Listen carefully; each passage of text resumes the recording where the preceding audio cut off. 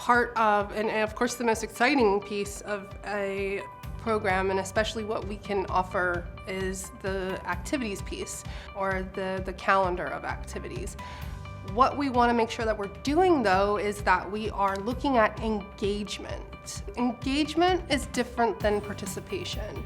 So we can all go ahead and track and say, Joe Smith was at bingo, Mary Jane was here, and you can check absent or not. But what we want to know is, how are they engaged? We want to know if they are completely not engaged, flat affect. We want to know if they're passively engaged, actively engaged, because even if somebody isn't actively engaged and they're passively maybe sitting on the peripheral, it's still engagement. They're still watching, they're still picking up social cues, and they're still becoming comfortable with their environment.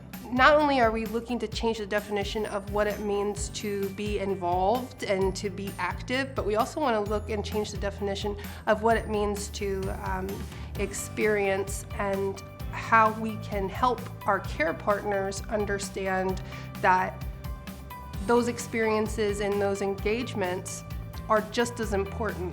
Mom or dad doesn't have to bake the banana bread. They could if they wanted to, it's great, the opportunity is there, but there's just as much excitement as maybe they are just sitting back and they're the supervisors, but they're passively and they're still engaged and they're contentedly involved. I think sometimes we all fall victim to, well, if the activity's happening, you need to be in the activity, you need to do it, and you need to have fun, and so on and so forth, right? But we have to make sure that we take that person's individuality into account. We also need to make sure that we're paying attention to the group itself. Part of the programming and part of what we teach our team members is how to create a group that has the same strength base, right? So that something that maybe you're really good at and I'm just okay at, I can watch you being really good at and I can mimic what you're doing. That's how we learn life in general, whether we have memory impairment or not. We learn life by paying attention to those around us, picking up those social cues and seeing what's in the environment. We intentionally program parallel activities, so we have things that will catch people wherever they may be. No matter what, at all times, 24/7, there will always be activities and other things available for someone who might just want to independently be engaged in something else, whether that is sculpting, painting, or it's just reading the newspaper. There will always be those 24/7 activities available.